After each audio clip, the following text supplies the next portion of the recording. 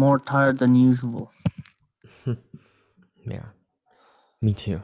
I want to sleep.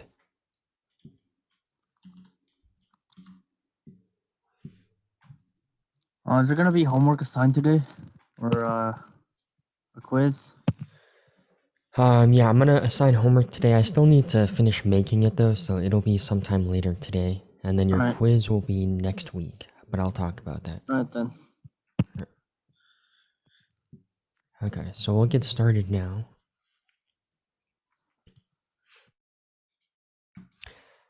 Okay, so homework 3, which you already did, that was on plotting. I still need to grade that, but you know, if you did the entire homework, you're gonna get 100%. So I still have to grade that. And then homework 4, I'm going to post that later today. I need to finish making it, and that'll be on plotting.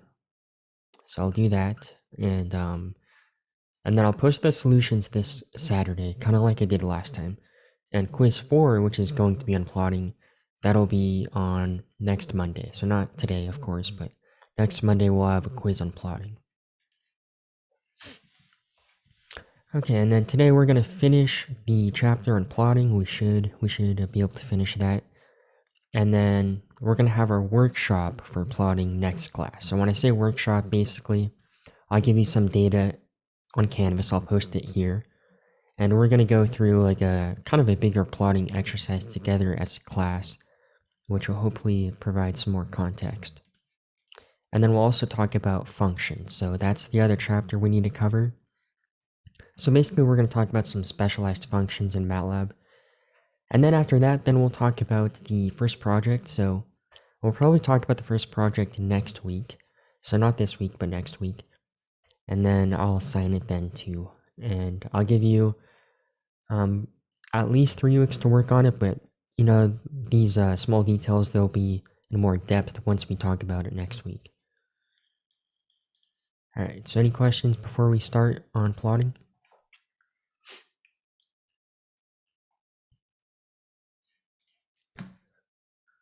Okay.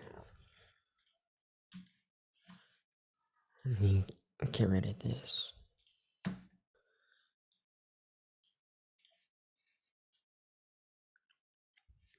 Let me make a new script.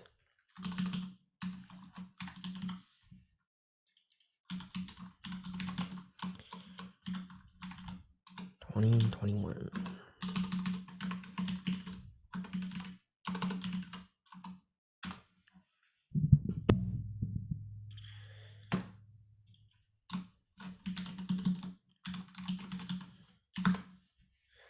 Alright, so first thing we'll do is, oops, that was kind of a spoiler.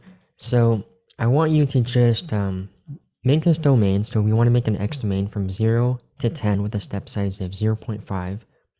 And then I want you to plot 2 curves on this same graph. So I want you to plot a equals 5 times cosine of 2x and plot b equals 3 times cosine of 3x.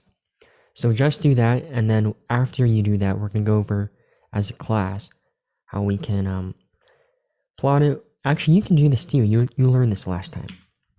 So I also want you to specify A here with a cyan solid line and with square data markers. And then B, I want you to specify that with a magenta dotted line with circle data markers. So you might need to open up the slides just so you can reference this here. But yeah, so work on this and I'll give you a few minutes to do it, and then we'll go over it as a class.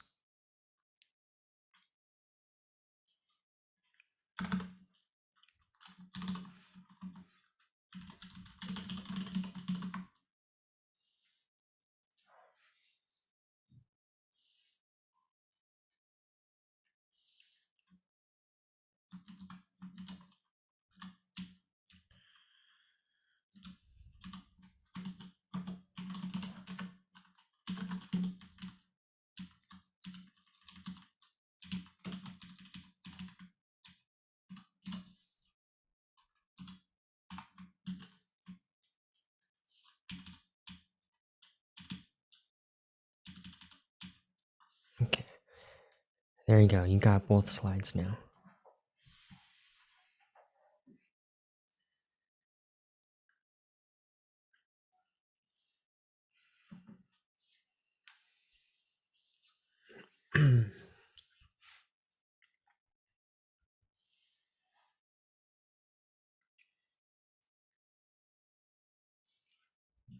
Alright, I'm gonna give you one more minute and then we'll go over it.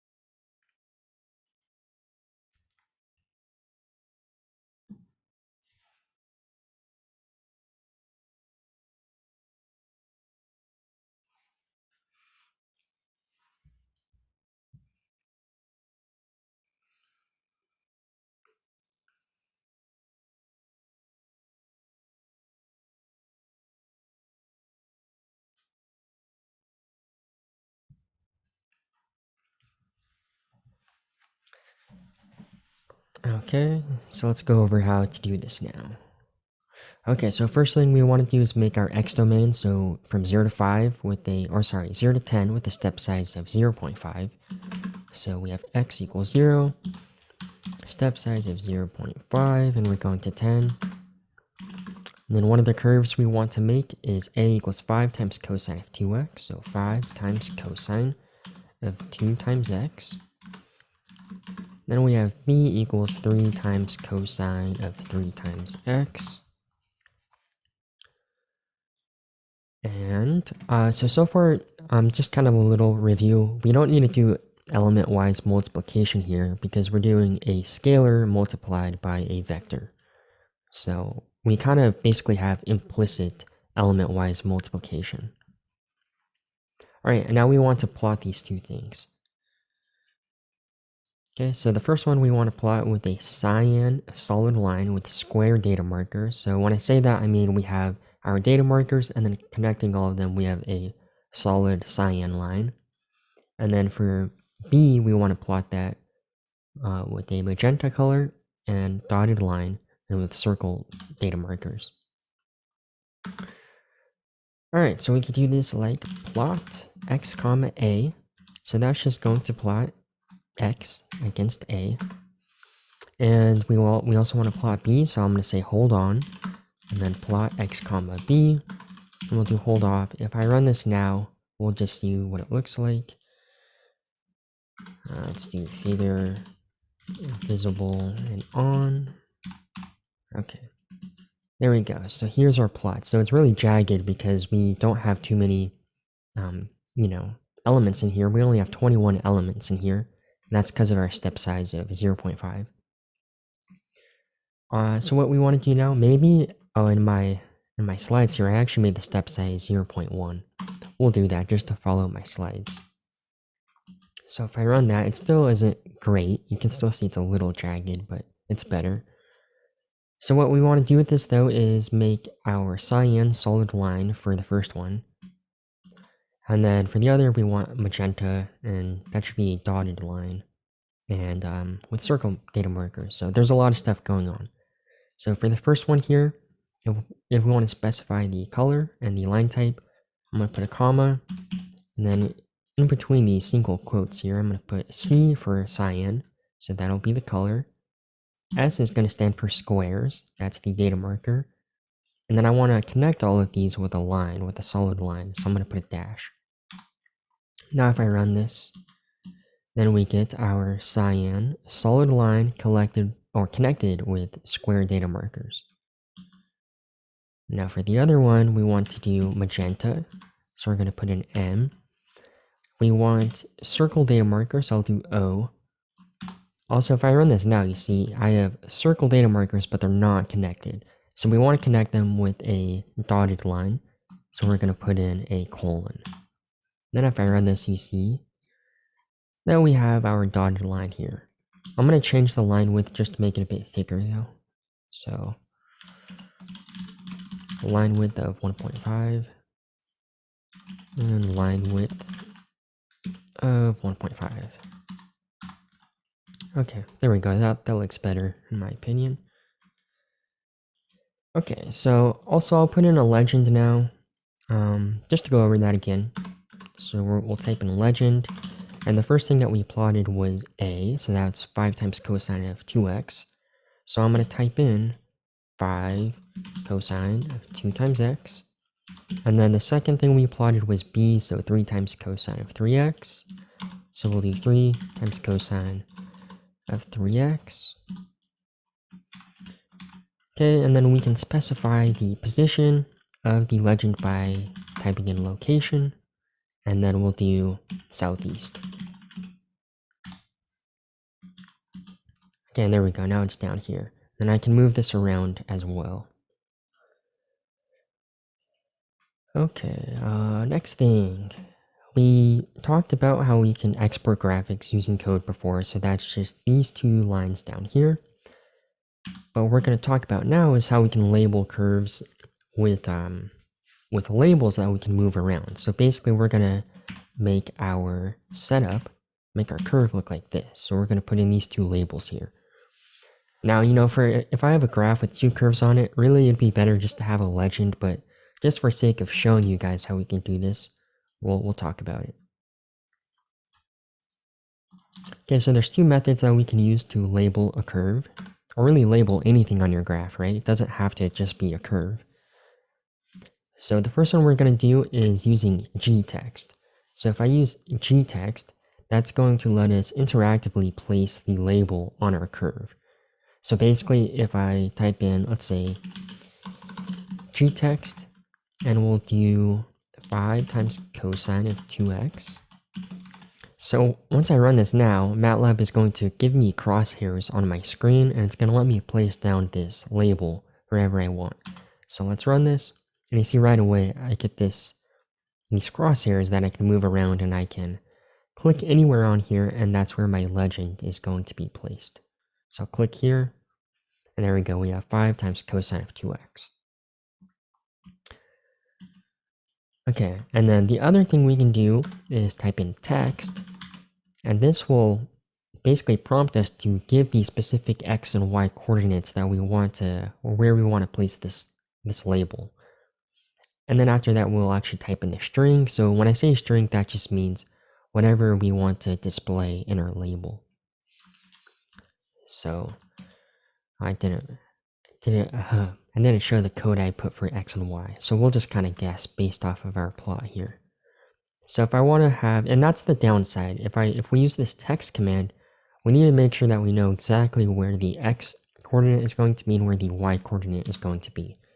So here it looks like, you know, we're around 4 for the x-axis, and then for the y-axis, we're also, you know, around 3.5 or something.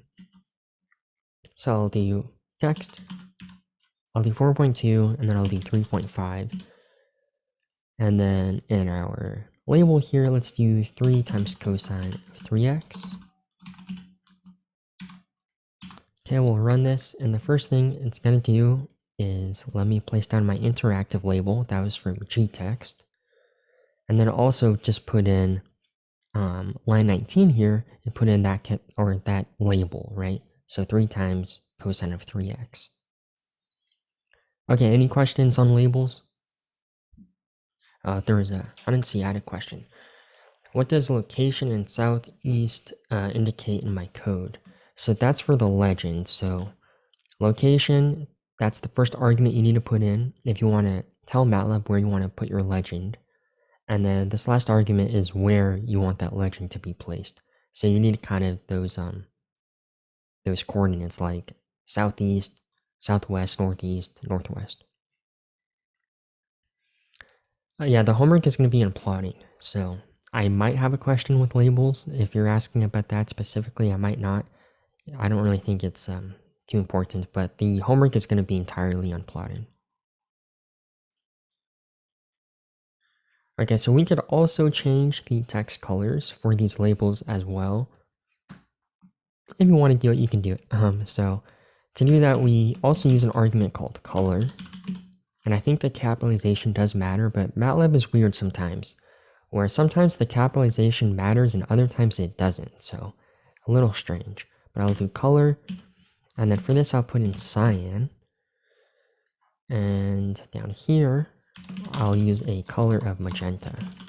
So color and then magenta. Let's run our code again. And there we go. So that's how you would add color. Okay, now to more, I guess, important stuff, which is adjusting our tick values and our labels. So something like this will be on the homework for sure, and it's a good quiz question too. I'm not saying this will be on the quiz, but it's good, I think. It can be challenging though, so I don't know if I'll have it on the quiz. Alright, so we can modify our tick labels and our tick values. So here I have, I have a sinusoidal wave here, and I'm plotting this from -3 pi to 3 pi. And you see that my labels here, they have the symbol pi. So we can do that in MATLAB if we want. So I'm going to show you two different methods to do this. So the first thing we'll do is just make our plot here. Just kind of make the basic plot.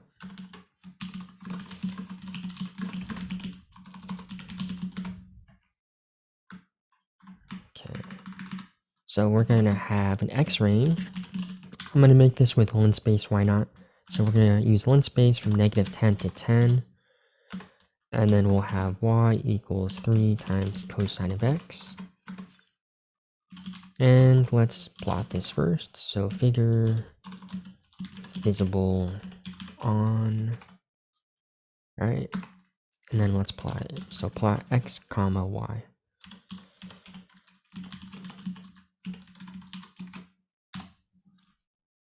Hey. Maybe it's because of this. You see, it just plotted both of those again. Even though I put my first plot up here, I said visible off. It's because I have my labels down here. So let's just comment these out for now. Okay, so if I run this, here's our plot. So along the x-axis here, we just have integers. So we have from -10 to 10. But what I'm going to do is change the amount of ticks that we have, and I'm also going to change the labels that the ticks have.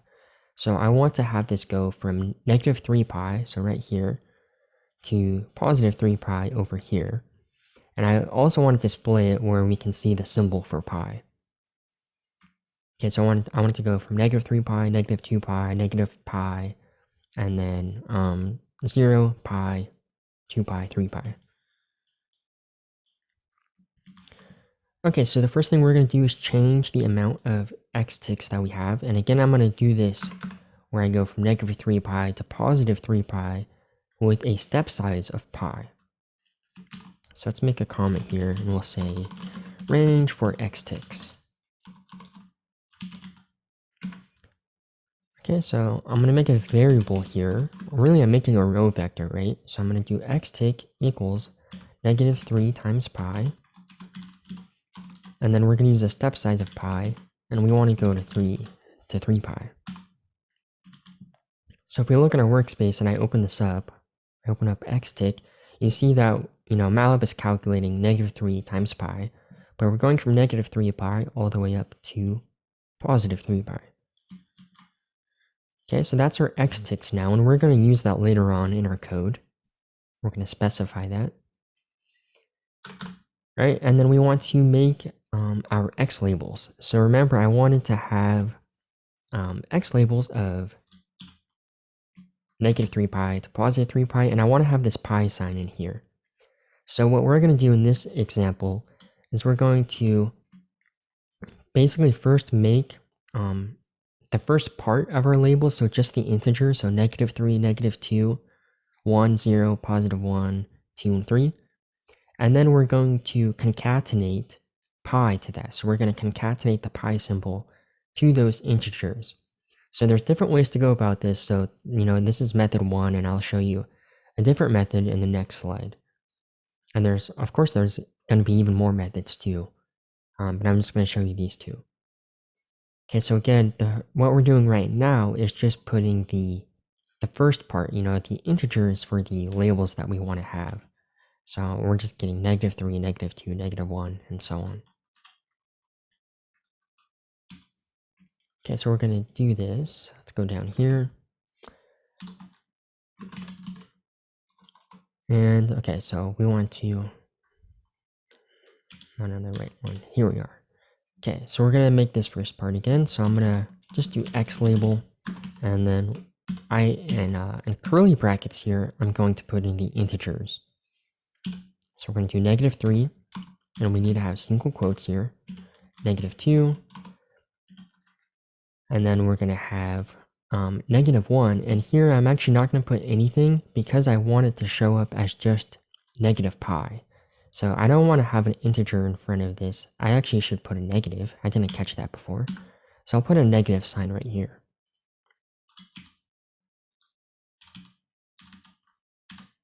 Okay, and then we're going to have 0. And then we're going to have +1. So I don't want to have a negative sign out there, and I don't want to have a 1. So I'm just going to leave this empty. And then we're going to have 2, and then we're going to have 3. Okay. I know there's a lot going on in this example, so you might want to look at this, after class or something. So let's run our code now. And if I go in the command window here, and I type in class of xlabel, you see that it's a cell. So what we have here, xlabel is a cell, which we'll talk about more in our next kind of chapter, which is on functions. So this is different than just a straight up vector, right? Than a numeric array. So this is a cell where each cell here contains a number. Really, this is a cell array, you can think about it. But we're going to talk about the differences between numeric arrays, cell arrays, and string arrays, all of that later on. But this is kind of just a little intro right now. Okay, next thing we want to do is concatenate the pi symbol to all of these numbers here. Make a comment, first part for x tick labels. And then we're going to concatenate pi. Concatenate pi symbol. Okay, so I'll call this a new variable. I'll do xlabel underscore pi. And I'm going to use a function here called string concatenate. So that's str and then cat. Basically, that just means we're going to concatenate two strings together. So our first argument is going to be the first thing that we want to have. So that'll be xlabel. And then to this, I want to concatenate pi, the symbol for pi. Okay, so we're going to put in single quotes \pi. And that'll have the formatting to be the pi symbol. Okay, so if I run this now and I open up xlabel pi, you see that it's displayed like this in our workspace, but once we actually use this in our plot, it's going to show up correctly. Okay, so to actually change our xtick labels, let's first run our code. So, right now our code just has these integers from -10 to +10. But again, we want to have -3pi starting right here, all the way to +3pi. So to do this, we use a function called xtick labels. Right, so we'll do xtick labels, and then in here, for our argument, we're gonna just specify what those xtick labels are. So, we could actually do everything in one line here. So all of the stuff that we did on different lines up here, we could do it all in one line, but that just gets pretty messy. So I think doing it the way that we did it is easier to follow. So all we have to do now is put in xlabel pi. Now if we run this, we're going to get -3pi to +3pi. It's not displaying right. Maybe my xtick was wrong. No.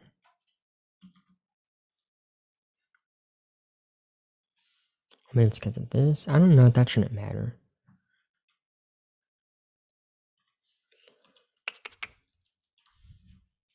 Okay, give me a second here. Yeah, we have more xticks than I want. Oh, I know why. Okay. I need to use a command as well called xticks. I forgot to do that right here. So you see on line 11, I have this command xticks. But to explain this, so right now, my xtick labels that I only have 1, 2, 3, I have 7 of them, right? And we have more xticks than we have xtick labels. So that's why it's kind of displaying incorrectly here. So we also need to tell MATLAB how many xticks we want, which in our case is going to be this. It's going to be all of these values here. So I'm going to say set xticks to our variable that's called xtick. Then we use the function called xticks. So now let's run this. And now it's showing up correctly here. So again, I know there's a ton of stuff going on here, a lot of new stuff. So I would recommend to kind of go back and take a look at this again. But I'll walk you through all of this code one more time. Okay, so the first thing we did was just plot it. Move down. Okay, so the first thing we did was just plot it. A regular old plot. And when we did that, we had just whole integers on the x-axis here. By default, MATLAB chose a range from -10 to 10 with these amount of ticks in here and these xtick labels. We want to have it go from -3 pi to 3 pi for the xticks, so we want to have 7 tick marks basically. And on those tick marks, we want to have them displayed as -3, and then we want the symbol pi. So the first thing we'll do is change the amount of xticks we have to 7 of them. So I'm going to uncomment all of this stuff. Now if we run our code, you see that we have 7 tick marks now. But I want to have MATLAB display this as -3 times pi and so on. So to do that, what we did was we built our xtick labels on these lines here. And then on the last line, we actually implement it into MATLAB. So if I uncomment all of this now, and I run our code again, then we get the plot that we want to get. Okay, so any questions on this?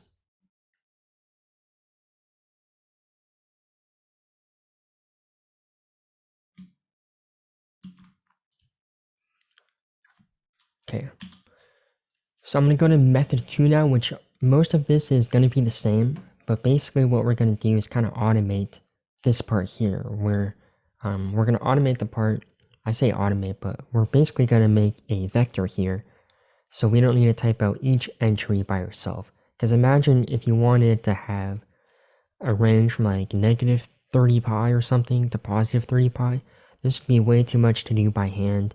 You would basically want to make a vector instead. So we're going to do that here. What I'll actually do, yeah, I'll make a new section. Okay, so method 2 for tick labels. Okay, so all of our code that's highlighted here is going to be the same. So I'm just going to copy and paste that.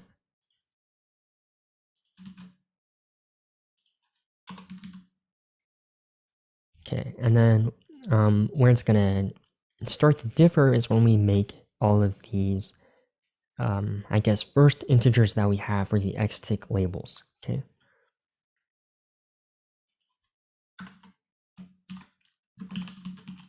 So I'm going to make a comment here called create vector and convert it to a cell array.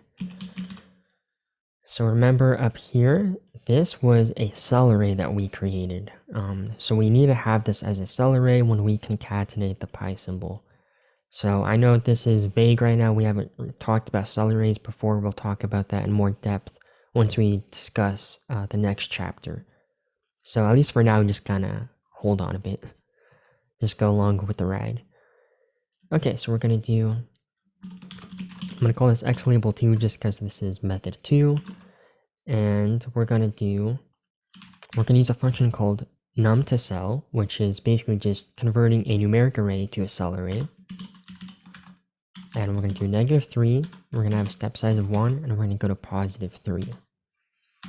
So if we run this, and we go into here, we type class of xlabel2, then we have cell. In this case, it's a cell array.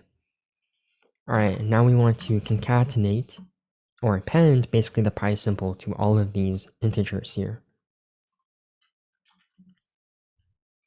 Okay, so I'll do string concatenation x label 2 underscore pi, and then we're going to use our string concatenate function again. And then here I'm going to convert this cell array to a string. So I'm going to do string concatenate and then string x label 2, and then we're going to append to that the symbol pi. And then we can implement those xtick labels that we now created. If you're wondering why I didn't just make this a string right here, basically a string array, that doesn't actually work out in the end with MATLAB, so it's a little strange. So we need to first make it a cell array, and then basically in each of those cells, we convert those into strings, which is done right here. Okay, so now let's implement those tick labels. Let's first run this now so you can see that currently we have our same issue where it's just negative 9 to basically positive 9. But let's implement these tick labels that we created right here. So this will be x label underscore 2 underscore pi. All right, and then here we go. So now we have this. So again, this would be, beneficial if we had like a range from negative 30 pi to positive 30 pi, something like that. So we don't need to type out each of these entries manually. Now there is a downside where this says negative 1 pi and positive 1 pi and 0 pi. And I'm sure that there's a way where we can go in and we could modify just these 3 values here to just be negative pi, 0, and positive pi. But off the top of my head, I'm not sure how. All right, any questions on this? I know it's a lot, so hopefully this didn't overwhelm you and, I don't know, ruin the mood now.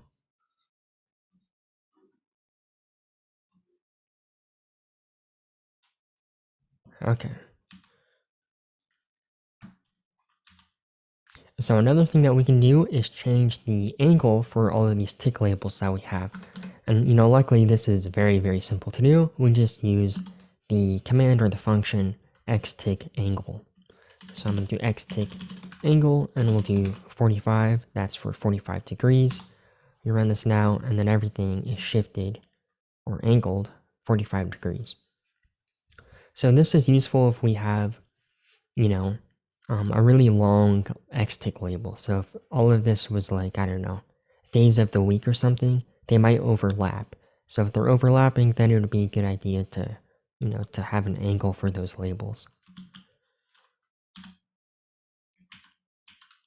All right, so something else we can do, we can modify our labels to be something else. In this case, it's like currency. So for this, we just need to use the command called ytick format, and then we'll specify the currency that we want to use. So in this case, we're using US currency, and then that'll throw in a $sign before everything on our y-axis here. So this is a very, specific customization that we did to our ytick format here. So I'll say customizing ytick format, but that's the main point of emphasis here. We can customize our ytick format or our xtick format if we would like. I didn't see anything for MATLAB in the documentation where they can basically do everything that we just did up here automatically with pi. So we kind of had to do that by ourselves. All right, so here I'll do profit. Why not? That's going to be all of our y values here. And I'm gonna use our random function again. I'm gonna use randy. Remember randy, if we have this I at the end, that stands for integer. So we'll do some random numbers from that range from 20 to 100.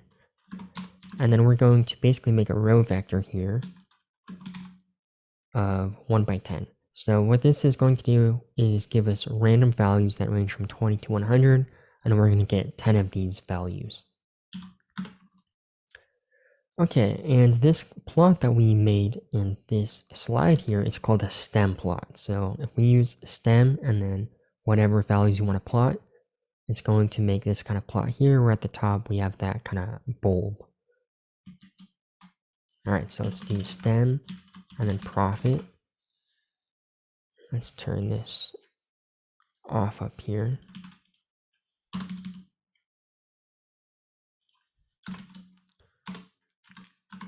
Okay, so if I run this now, we're going to run into a bit of an issue. Okay, so you see I ran this and my first value is 1. That's, we have 10 values here. And our last value is 10, and we can barely see these plots. They're right against the edge of our graph. So that's not really useful. So we're going to change the x limit, which we talked about before. So if I'm just changing the limit for the x-axis or the y-axis, we can just do xlim or ylim. So I'm going to do xlim, and let's change this. Instead of from 1 to 10, let's do to 0 to 11.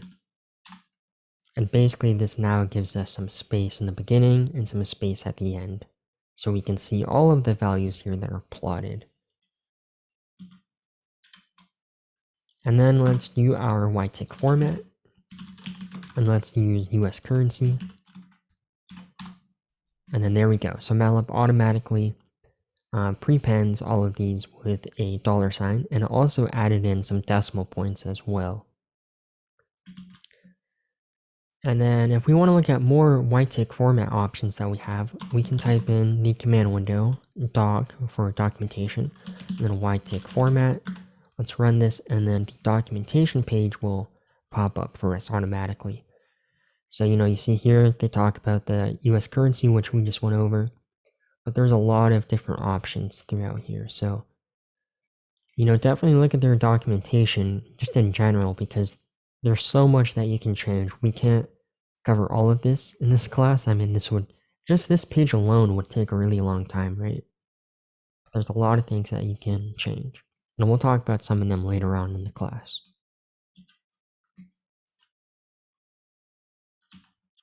Okay, so ruler objects for individual axis control. So this is more customization, and this time, instead of customizing the tick labels, we're going to customize certain properties of our axes. So for this example here, if we plot this as it currently stands by default, we're going to have these exponents right here. So, up top here we have 1, and this is times 10 to the 4th. So sometimes, exponents are good to have, on your axis, how this currently is, but sometimes we don't want to have exponents, and instead we want to have like a whole number for our numbers along the y-axis here. And if you want to do that, you can do that really easily inside of MATLAB by basically changing a property of that axis.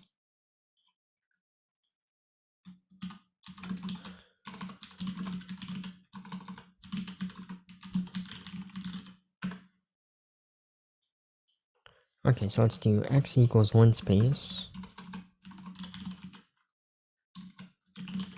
So let's go from 0 to 5. Let's have 1000 points here.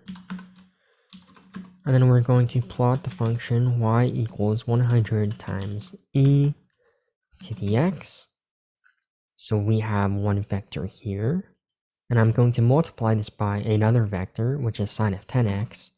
So I'm multiplying two vectors, we need to do element by element multiplication. So times sine of 10 times x. Alright, so let's plot this now. I'm going to do plot x comma y. Turn this one off. Here we go, and then we see the exponents up top here. So I want to adjust this so I don't have any exponents. So to do that, we're going to do something that we did before when we exported our figure, automatically with code. So I'm going to do ax equals GCA, and this stands for get current axis. So when we use this command here, get current axis, it's going to get all of the properties for both of our axes. So after this, I'm going to do ax dot y-axis dot exponent. So ax dot y-axis, that's currently accessing all of the properties for our y-axis. And then we do dot exponent, and that's going to get the property for the exponents along our y-axis. And then I'm going to tell MATLAB how I want this to be formatted. So if I don't want any exponents, I'll put in a 0. And now if I run this, cool. There are exponents. I should have exponents there. Let's see what I did. Oh, yeah, that's why I plotted first. So you saw that I still had exponents. That's because I didn't want to close out of that. Let me open this back up. Okay.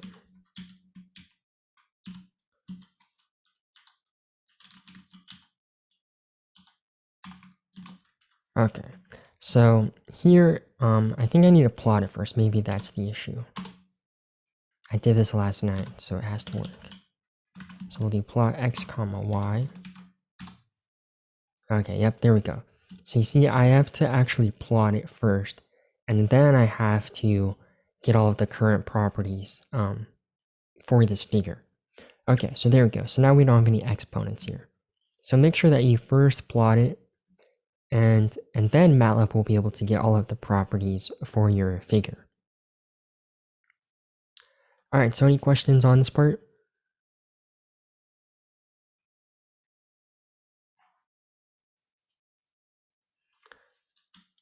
Okay. All right, so last class I briefly mentioned that we could also change our grids to only have a grid on the y-axis or the x-axis. I forgot the exact command.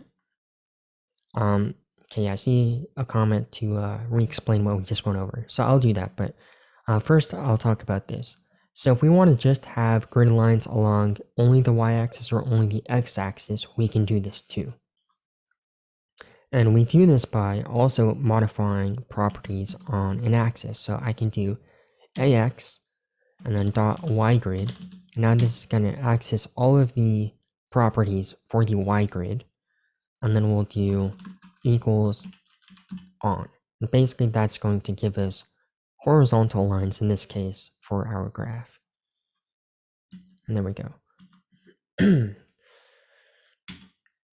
Okay, so there's a question to basically, I think, explain everything here again. So we'll go over this one more time. I'm going to suppress this. Okay, so let me comment all of this out.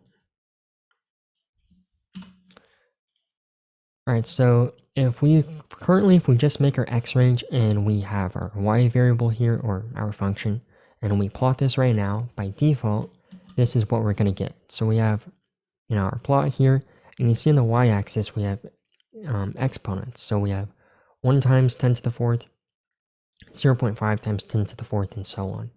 Sometimes you don't want to have an exponent showing up here. You just want to display whole numbers. So if you want to do that, or even if you just want to change the exponent that's displayed here, you can do that as well. So if I wanted this to instead be times 10 to the 4 or times 10 squared, we can do that, and then it would modify these values here as well. So to do this, we need to access all of the properties of this y-axis. Okay, so the first thing we're going to do is use this function called getCurrentAxis, and that'll get all of the properties for the axes on this figure. So you first need to plot it. So, here's our plot, and then we say, okay, get all of the properties of the axes on this figure. So that's GCA. All right, next thing we want to do is this line here. So we do ax.y-axis, and this will specify in MATLAB that I want to look at the y-axis here. Look at all the properties for that.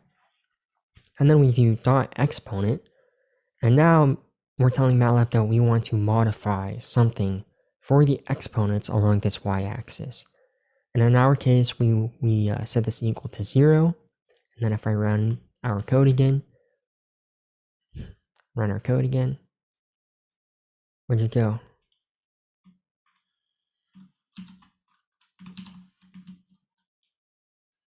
Oh, there it is.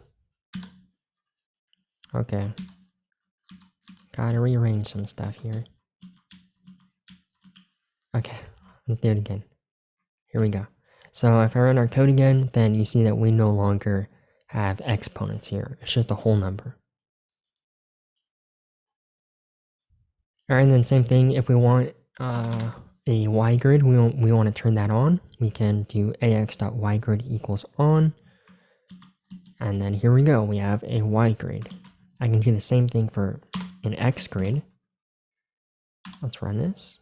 And there we go, we have our x grid. And this is one of the times when the capitalization doesn't matter. So I can make this a capital O, and it still works. So MATLAB is weird sometimes. If I make this a lowercase e, I think we're going to get an error. Yep, you see there, it does matter. So you got to pay attention to small stuff like that.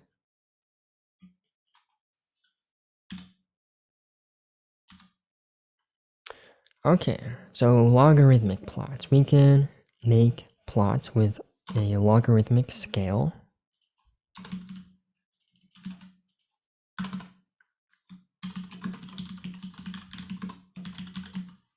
And to do that, we use, there's 3 possible functions that we can use. So the first one is log, the second one is semi-log x, and the third is semi-log y. So if we do log, then both our x and y axes are going to be logarithmic. If we do semi-log x, then the x-axis, that's going to be logarithmic, but the y-axis is going to be normal rectilinear. And then if we do semi-log y, the y-axis, that's going to be logarithmic, and the x-axis is going to be rectilinear. Okay, so I want to go through this part fast just so we can get through all of the slides today, so you can work on your homework. Boy, yeah, this is a lot of stuff to type out, so I'm actually not going to do it, but we'll look at this, right? So here we have this huge function that would suck to type in MATLAB, and we want to first plot it on, let's see, I have a subplot here actually. So my first subplot, this is going to be completely rectilinear, and you'll see that we can't really see what's going on because of the nature of this function. And then our second subplot, this is going to be using log. So you can see that down here on line 19. So on line 19 here, I'm using log. All right, and then we're going to kind of compare these plots. So you see here on the rectilinear plot, we really can't tell what's going on with this function because of the nature of this function. So it'd be better to plot this using a log plot. So you see here, both the x and the y-axis are logarithmic. And now we can get a better idea of how this function looks like. Okay, so here's some reminders if you want to look at it. But the main takeaway for logs is we can plot logarithmic things in MATLAB by using log or semi-log. Alright, so if we have an exponential function, and that's going to be a straight line on a semi-log y plot. If we have a power function, that's going to be a straight line on a log plot. And yeah, okay, cool. So, I mean, that's important to know how to plot logs, or to format our graph for logarithmic scales, but I don't want to go over that in too much depth. Alright, so sometimes we want to have 2 plots on the same graph, and we want to have different corresponding y-axes. So you see here, I have 2 functions that I'm plotting. So in blue, I'm doing 3 times cosine of x. And then in red, I'm doing 5 times sine of 2x. So their amplitudes are different. They look the same here. But that's, if you look at the corresponding labels here, you see in blue, this goes to 3, and in red, this goes to 5, corresponding to both of our plots that we have here. So blue is in 3 cosine of x, so we go up to 3. Red is 5 times sine of 2x, so we go up to 5. All right, so let's go over how we can do this.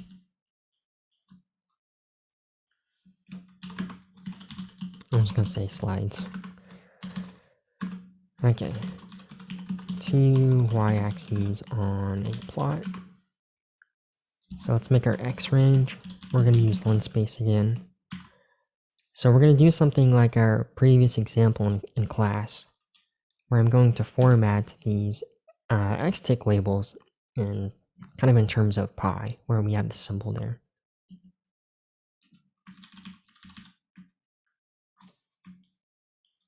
Okay, so let's first make our x range. We're going to go from -2 pi, so -2 times pi.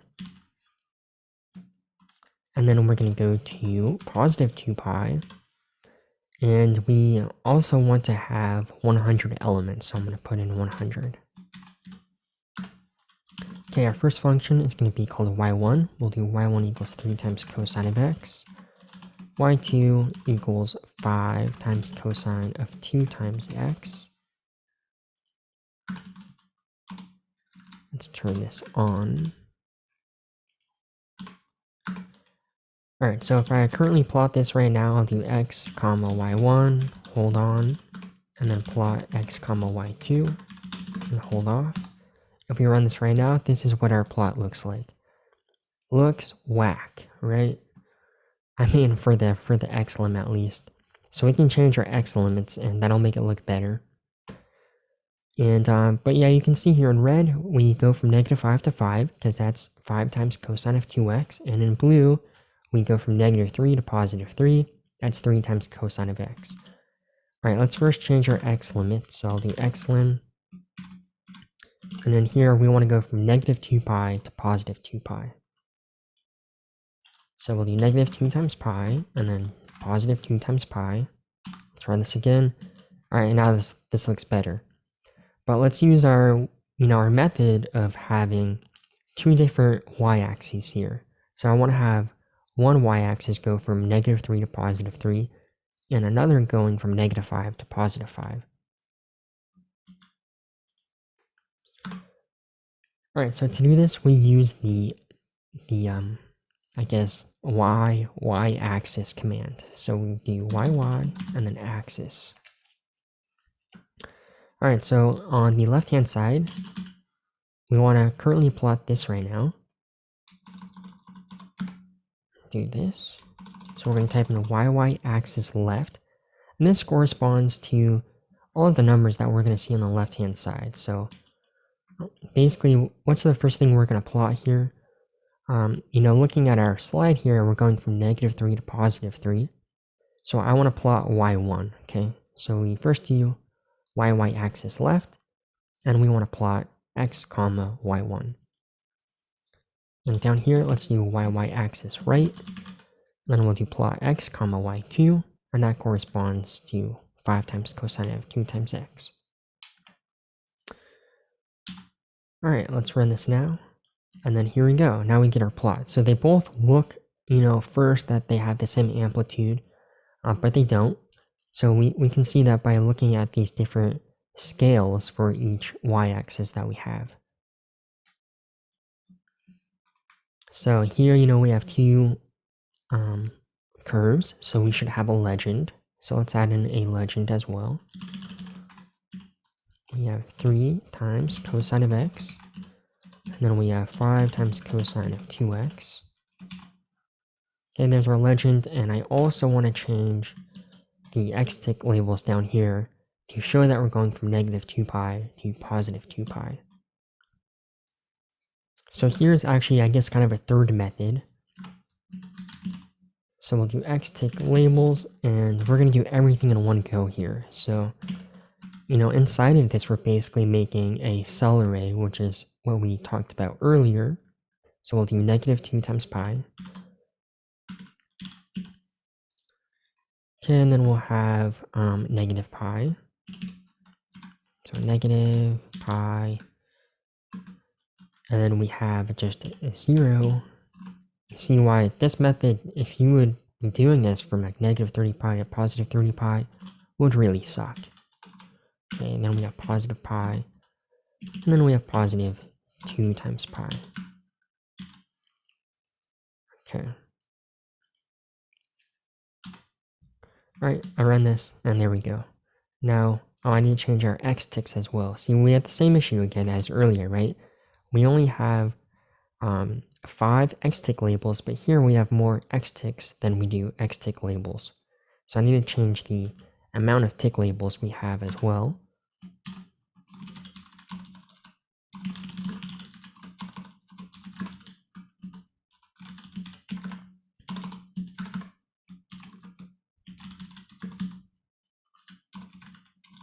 X tick labels. Okay, so to do that, we do to change the amount of x ticks we have, we use the x ticks command, and I want to have ticks going from negative 2 pi to positive 2 pi with a step size of pi.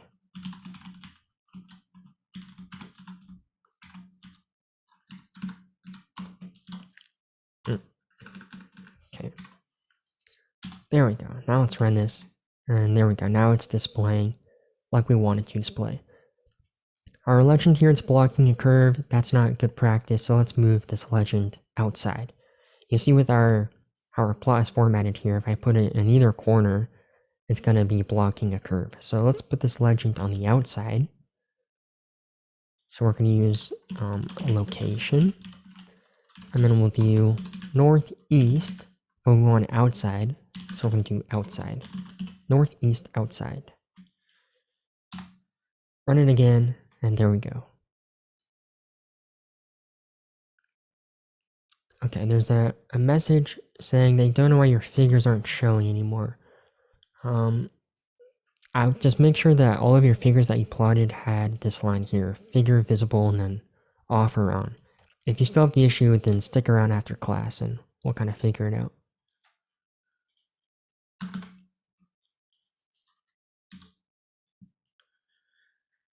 Okay, editing limits. We actually talked about this before, so xlim and ylim. So I'm not going to go over this again.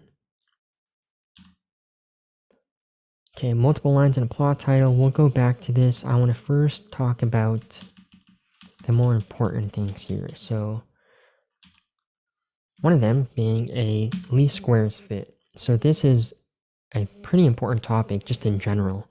You're going to be doing this in a lot of classes probably. Alright, so sometimes we want to fit some polynomial. So some polynomial that's p of x of degree n, so arbitrary, to some function f of x using a least squares fit. So an example here is like if you're doing a lab and maybe you collected 10 data points in that experiment, and with those 10 data points you want to make a curve, you want to plot a curve to it. Basically you want to fit a curve to it is what I should say, and you want to do it in a least squares fit kind of sense. So imagine here you see in blue, and maybe I should have just only had data markers. So you see in blue though, we have like 10 points or something here.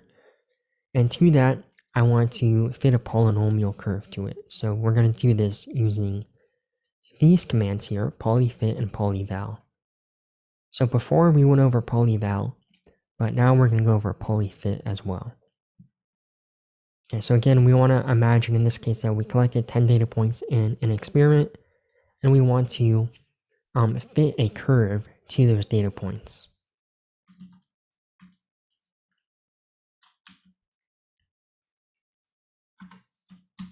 So least squares fit.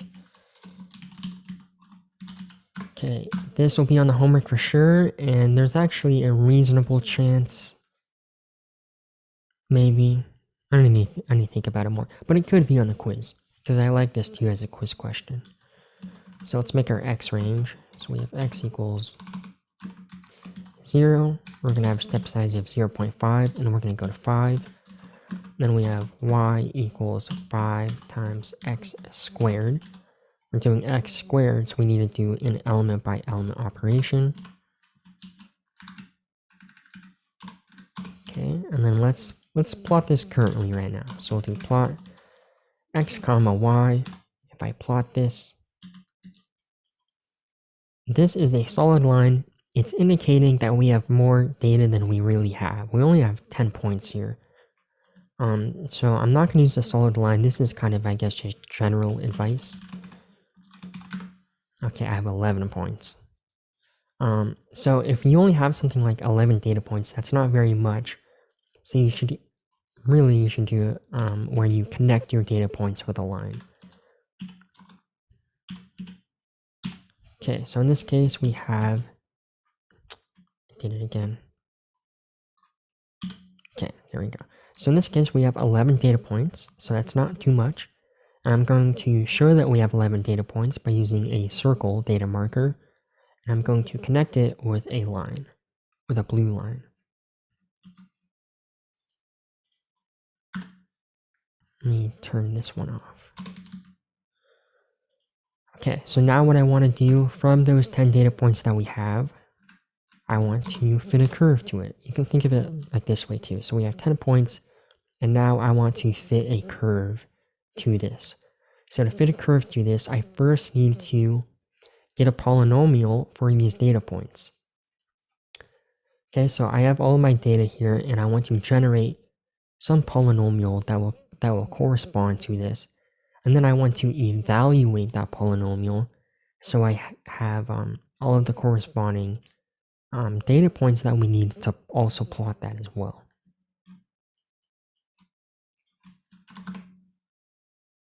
Let's go here. Okay, so I'm going to put a comment here where we say fit/create a polynomial to our function y. And I'll also put little stars here for emphasis. We are making a polynomial right now. So I'll call this polynomial z. And we're going to use our polyfit command. So I'm going to type in polyfit. Okay, and you see here the first argument that we need is the x range. The second argument is going to be our function y. And the third argument is going to be the degree for our fit. So do you have a first order polynomial, a linear line? Do you have a second order, so a quadratic, or do you have a third order, fourth order, and so on? Okay, so we're going to do x, that's our x range. Y is our function y, and I want to do a second order fit in this case. So I'm going to put in 2.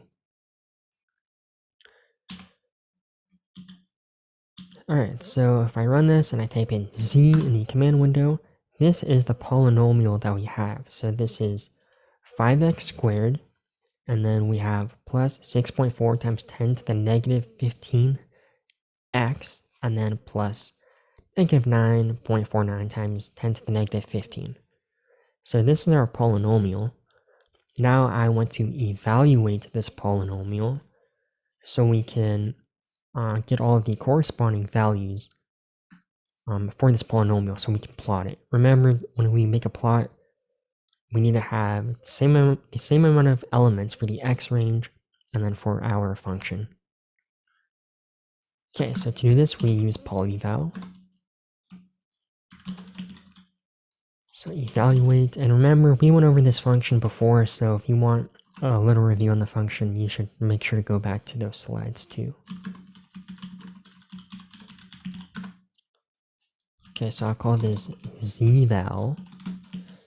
And what this is going to do is evaluate this polynomial. So I'm going to get basically 11 y values for this polynomial. Okay, so polyval. The first argument is going to be our polynomial that we want to evaluate. So that's z. And the second argument is going to be the x range that we want to evaluate this on. So we're going to put in x. All right, let's run this. And if I type in zval, you see that we have all of our y values for the polynomial that was just evaluated. All right, so let's plot this as well. So we have plot x comma zval, and we'll make this red, a red line. Okay, for the sake of this example, I'm going to call this first function that we plotted the experimental data. And then this one will be our curve fit. Alright, and then we have two curves here, so we need to put in a legend. So we'll do legend. First one, let's pretend that's the experimental data. And the second curve, let's pretend that's our curve fit. Well, that is our curve fit. Alright, let's run it, and then here we go. So in blue, that's the experimental data, and then in red, that was the least squares curve fit that we applied to our experimental data. Okay, any questions on this part?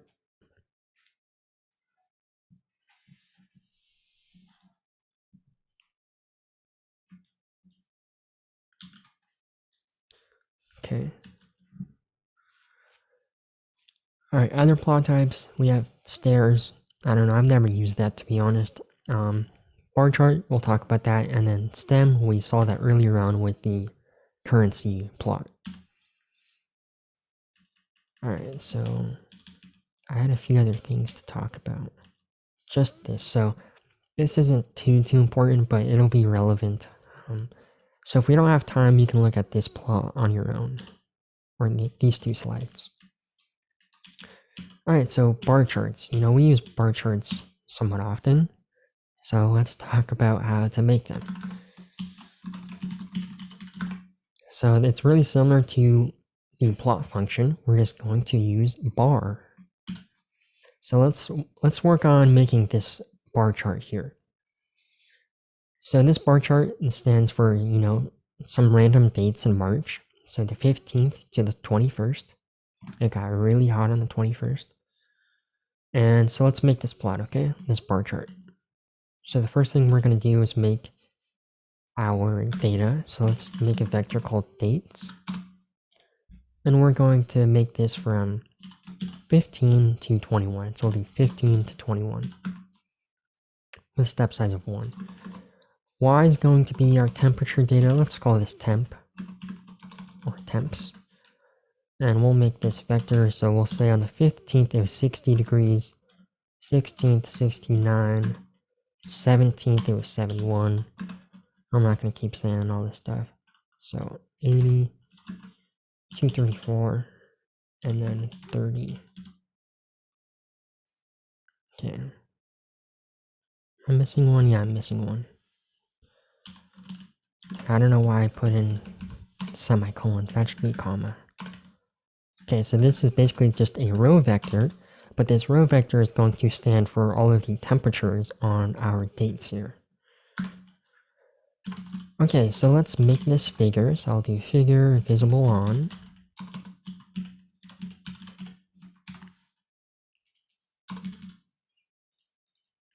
So if I want to make this bar chart, I'm going to use the function called bar. So I'm going to do bar.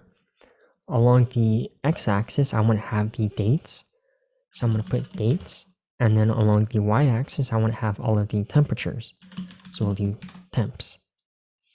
Okay, then we can run this. And here we go. Here's our bar chart for all of our dates, the 15th to the 21st, and then the temperatures. I'll talk about the title formatting in a second. And I'll also talk about this if I have time as well. So let's say instead of the dates, we had the days of the week. So Monday, Tuesday, all the way to Sunday. All right, so let's make this. Guess we'll make a new plot.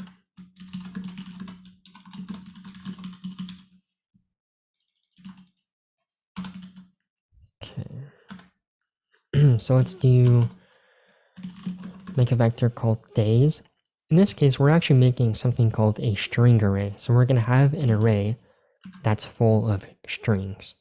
So to make a string array, we'll talk about this another time too. We need to have brackets, and then we type in all of the strings that we have. Monday, Tuesday, Wednesday. That's how I remember. Okay, Thursday. Get out of here. Friday, Saturday, and Sunday. And I think I need to have commas too. Oh, maybe not. Yeah, I don't need to have commas actually because we're making an array basically. So you can have commas or you don't need to have them. Okay, so there's that. And now we want to plot this. So if I try making a bar chart, doing bar, and then we do days, comma, temps, this is not going to work out right now. So if I run this, we get an error. What does this error say? It says not enough input arguments. Basically, MATLAB doesn't like trying to make this bar chart when our x-axis is a string array. It throws a fit for that. So instead of doing that, what we can do is instead just make a bar chart first for the temperature. So if we run this now, we have a bar chart that corresponds to all of the temperatures for each day of the week. Then at this point, we can just change our xtick labels like we learned how to do before to be the days of the week. So then we'll do xtick labels, and then we'll do days, run this, and there we go. Now we have the xtick labels for the days of the week. You know, and this is back to what I was saying earlier. These are really close together, right? So it's kind of hard to read and not great. So let's make those at an angle. So we do xtick angle, then we'll do 45. You can do whatever. And there we go. We have our xtick labels at an angle. Okay, one more thing, right? We want to talk about the formatting for the title. So I want the title to be temperature during March. I guess whatever. It doesn't matter, right? So we'll do that. And I wanted to also have degrees Fahrenheit. So the degree sign in MATLAB is kind of a pain in the ass, really, to get it to show up correctly. So to do this, let's do title. And first we'll do just temperature during March. And then Fahrenheit. Okay, so we'll do temperature during March. And then we have Fahrenheit. So that's a nice, easy title. We know how to do that. But I wanted to say degrees Fahrenheit. So to have the degree symbol in MATLAB, we need to use, I think it's Unicode. So we need to say char for character and then 176. And that stands for the degree symbol. So I'm going to put in char for character and then 176. If I run this right now, that's going to be in the title. We don't want that. So I need to actually close out the parentheses here and then add one over here. So all of this will be read as a string in MATLAB. This will be read as a string. And then MATLAB is going to try to interpret this as Unicode. If I run this, we're still going to get an error because of our parentheses. So I have two different areas here that are strings. So basically in MATLAB, what we have to do is put this entire title line in square brackets. And now it's going to run okay. And there we go.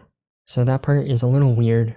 So you just got to make sure that you wrap this in square brackets. And that's similar to what we have to do in this slide as well. So we don't have enough time to talk about this part, but it's pretty similar for the formatting. Alright, so we just about finished this chapter on plotting, so that's good. I really wanted to make sure that we finished it today. So I'm going to give you the homework later today. I gotta finish making it. Your homework is going to be due next Monday by 11:59 p.m. And we're going to have our quiz on next Monday. So I'll post the homework solutions on this upcoming Saturday. But make sure you do the homework, of course. And the quiz is going to be all on plotting. So all of these slides here, make sure you got them. Go through them. And yeah. Okay. So that's it for today, guys. So I'll see you on Wednesday. Thank you, Professor. Have a good Have a day. nice day. You too.